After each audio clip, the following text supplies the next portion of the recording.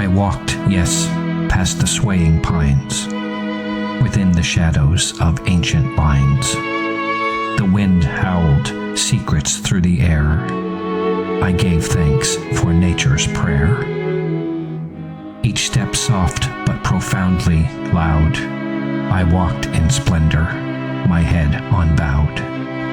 No guide, no marker, just earth and sky. I walked and walked. I did not question why.